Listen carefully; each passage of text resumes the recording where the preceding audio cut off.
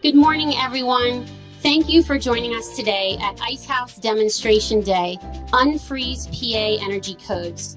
It is our hope that this visual demonstration of the benefits of high-performance buildings will inspire the creation of a smooth code adoption process in Pennsylvania, as well as an update to the current energy codes. I'm here on behalf of the Reynolds team, and we're proud to be one of the sponsors of this Icehouse demonstration.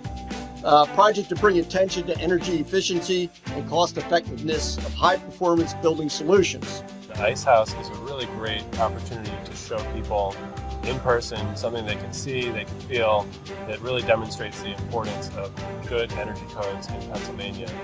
And when we're talking about energy, the cheapest energy is the energy that we never spend. That's why energy efficiency makes sense. We're proud to be one of the sponsors for this event, and we're happy to have taken part in this because we believe in energy efficiency. Both of these structures are insulated behind me. One, this one on my right, is built to 2009 Energy Code, which is the current requirement in Pennsylvania. The other Icehouse has been designed and constructed to above code standards, basically a high-performance building. Just yesterday morning, we placed 1,080 pounds of ice inside each of these structures. Via the rate of ice melt over the next 2 to 4 weeks, depending on the weather and the amount of sun we get, we will visually prove the superb performance of above code structures. So building codes have evolved at a pretty steady clip, and they were getting more and more energy efficient all the time.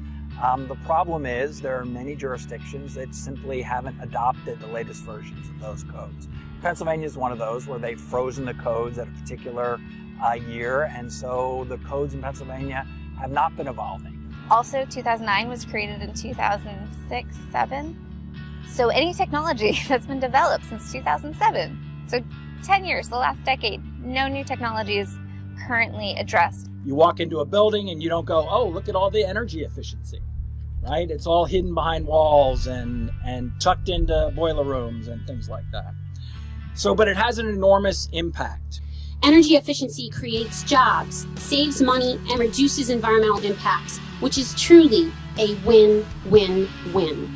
Since 1970, energy efficiency has met 75% of the additional demand that's been required by society for energy services.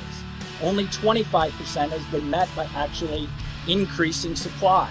The $2,000 to $3,000 that you spend on updated codes pays back within 2 to 3 years because of the energy savings of about $500 a year on average.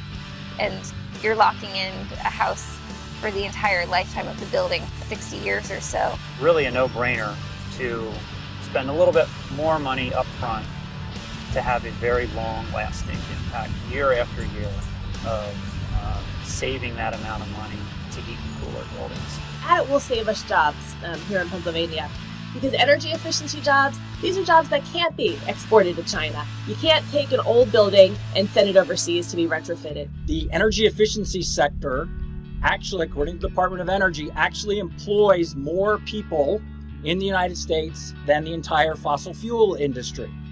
So it's important that legislators focus on adopting the most modern codes to capture all the energy efficiency and cost savings that are going to benefit taxpayers as well as residents in their own homes.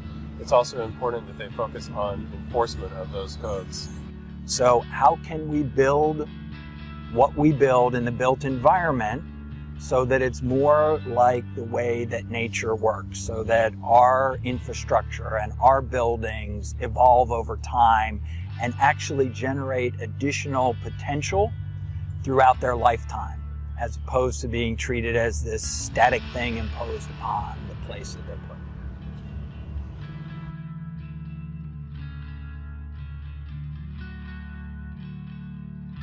I thought it was a very worthwhile project from day one. When somebody brought up the idea, I says, great idea. And somebody said, who's going to build the Icehouse? And being a local contractor in the Harrisburg area, I thought it was, we don't want anybody else to do it. We want Reynolds to do it because of our connections with the green buildings and our association with the United States Green Building Council. You can see that It's roughly, on the inside dimensions, it's roughly 6 foot by 6 foot by 7 foot high. Overall dimensions, both structures are going to be exactly the same on the exterior dimensions, 8 foot by 8 foot by 11 foot high. The 11 foot high was a dimension we had to keep in order to keep under the 13 foot 6 to put it on a tractor, on a trailer, so we could haul it down the road. So the outside dimensions exposed to the weather will be exactly the same for both structures. There's a sandwich slab of insulation. There's a half-inch plywood, OSB wood, and there's 2 layers of rigid insulation with an R20 value, and then we've got another sheet of plywood on top of that. And you can see all the seams are taped to make it weather tight. The regular house, again, is standard construction, so I mean it's typically the way we've built houses for the last 20 years. We're very familiar with current energy codes. So this house, the other house that we're building is built to those standards. But the passive house one, the fact that it's so important that we seal every joint with tape, it's a little bit of a learning curve. So it's very important that this thing becomes airtight when we're all done, so it's very energy efficient. So yeah, it's an educational process.